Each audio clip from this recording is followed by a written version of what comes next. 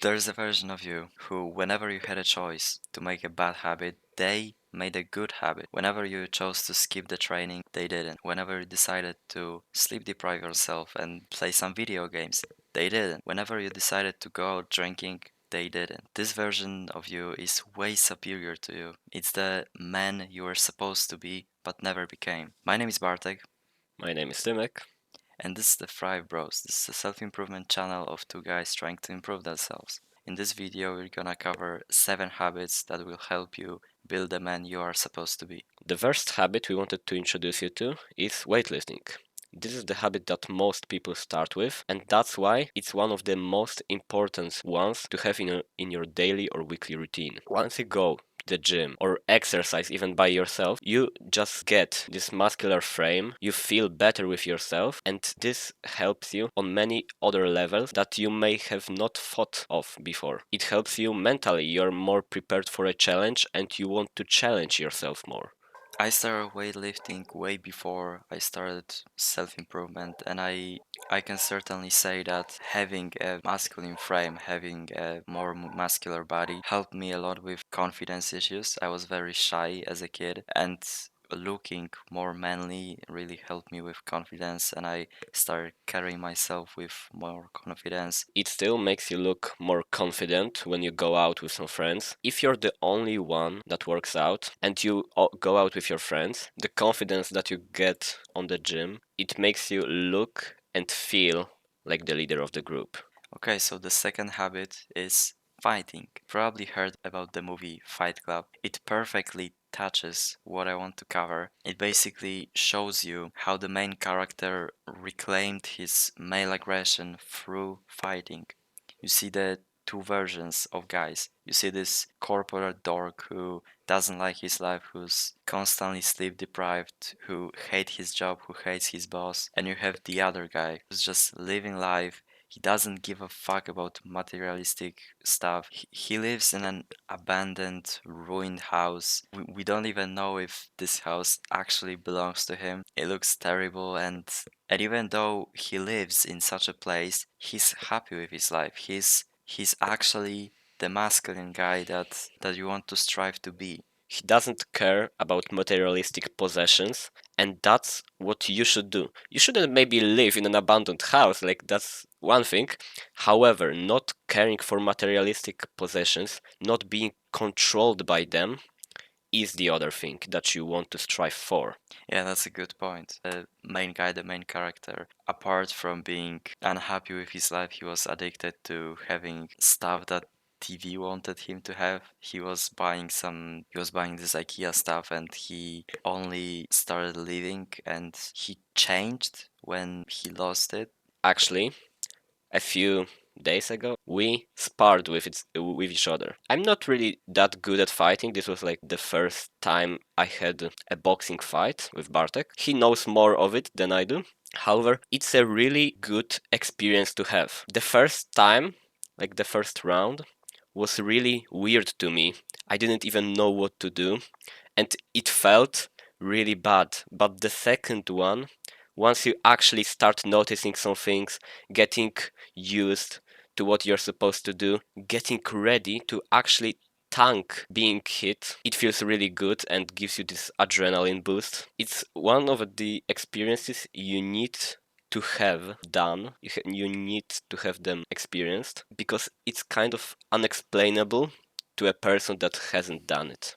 Yeah, I really wanna praise Timek on that one because I was surprised by his performance. He really did well in this sparring session. So we did like body shots only, not to give each other black eyes or break our noses. But he really jumped back after the first round. So congrats. Yeah, thanks. It's like I've said, the first round was just me getting kind of beaten up and thinking of what should I do. The second was like muscle memory kind of. So I noticed something and then I proceed to like make a hit or try to block. It's a really good experience to have, I'd say.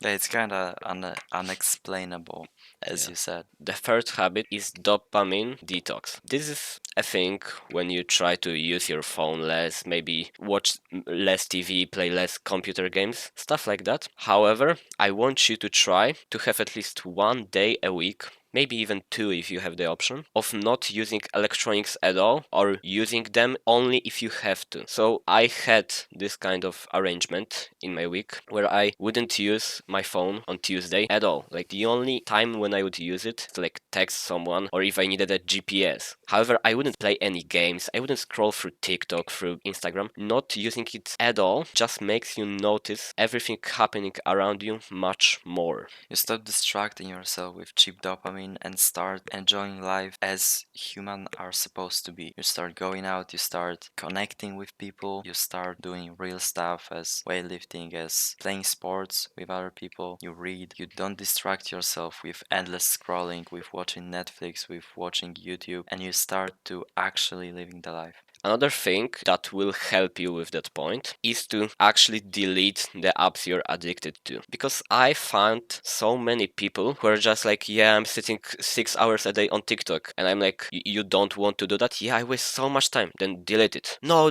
I will try to use it less or something. If you just delete it, it's impossible for you to use it. Unless you go onto like Google, search it up, then wait for it to connect, then log in, then wait for it, which takes you so much more and makes you not want to do that. Yeah, it's too much effort, and when you think about all the effort you have to go through, you just think, nah, I'm gonna do something else. Yeah, exactly. It the time you spend until you actually have the TikTok, for example, is so much longer that your brain automatically thinks like, yeah, it isn't worth it. And just using TikTok isn't worth it at all. So just deleting those apps will make it so much easier for you to stop being addicted. The fourth habit will be learning and reading. I want to connect these two because they're pretty similar. Learning is so important because when you think about learning, you probably think about the educational system, but I really disagree with that one because the things that you learn in the educational system are kind of BS. They are very not useful in real life, and learning is probably the most important thing you can do with your time. Is the biggest ROI, return on investment, you can get. In order to do anything in life, you had to learn how to do it before. When you were a toddler, you had to learn how to walk, how to speak. Learning is a core activity of yours.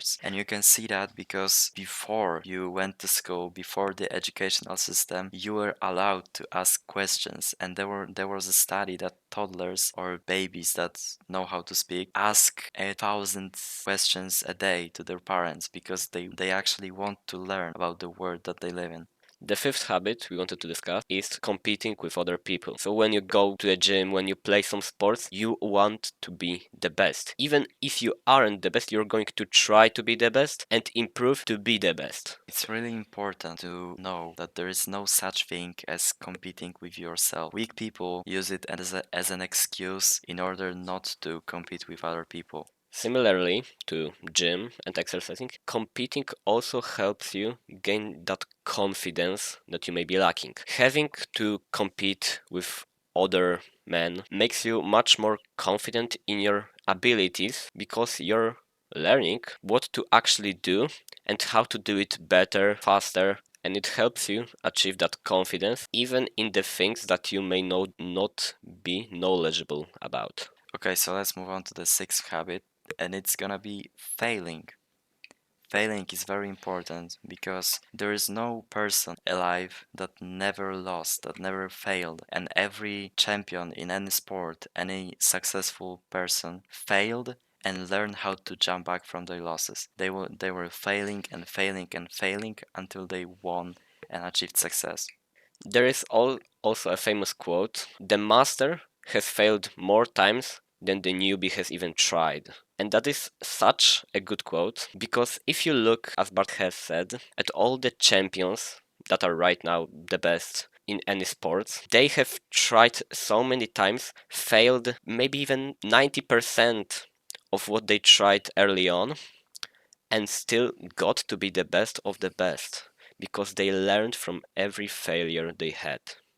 That's why I hate perfectionism so much, because people that identify themselves as perfectionists often tend not to even try when there is a risk of losing. And that's not how you win. In order to win, you have to try when your chances aren't 100%. Do you think that Mike Tyson would achieve greatness if he didn't risk every time he stepped on the ring? There wasn't 100% chance he's gonna win. He still did it, he still tried and won. That's why failure is an important part of your life. Because when you were a kid and you were trying to walk, you fell down a lot of times before you finally started walking. When you were starting to ride a bike, you fell down a lot of time. After that, you finally succeeded. There are a lot of things that you aren't going to do properly before you fail. And that's why you shouldn't be worried of failure, because it helps you learn the things that wouldn't be learned if you hadn't failed.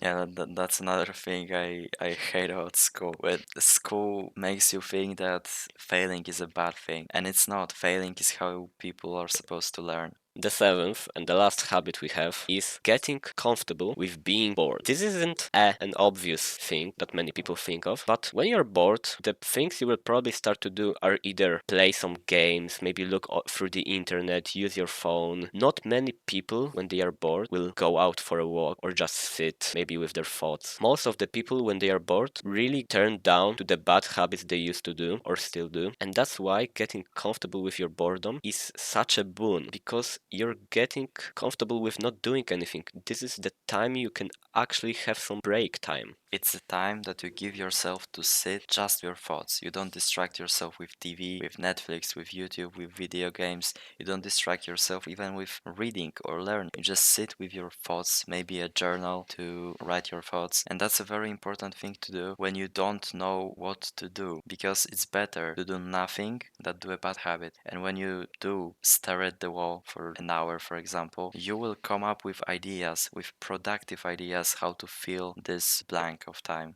It is also the time your brain finally has a chance to relax, because most of the time your brain only is in a relaxed state when you're sleeping, and during the day you have these impulses rising from every side, like you're playing games, maybe reading a book. There are many things happening around you, and just having this 10 minutes, 20 minutes, half an hour of time being peaceful and relaxed, it really makes you look at things differently and not go back to those bad habits that you used to do often. Think about how many thoughts you sacrificed because you distracted yourself with some other thing. How many thoughts you didn't have because you played video games instead. How many things you didn't do because you watched YouTube instead of thinking and letting your brain come up natural ideas to fill that time.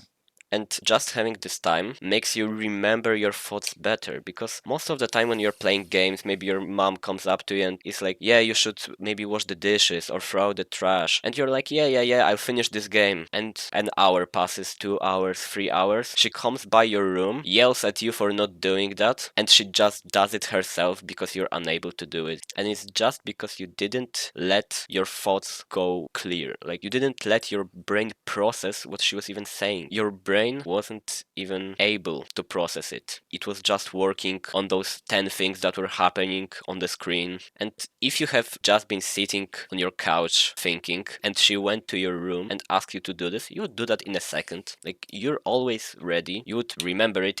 Even if you told her that in 5 minutes, you would still remember to do that. Hope this video helped you. Stay a lifelong student.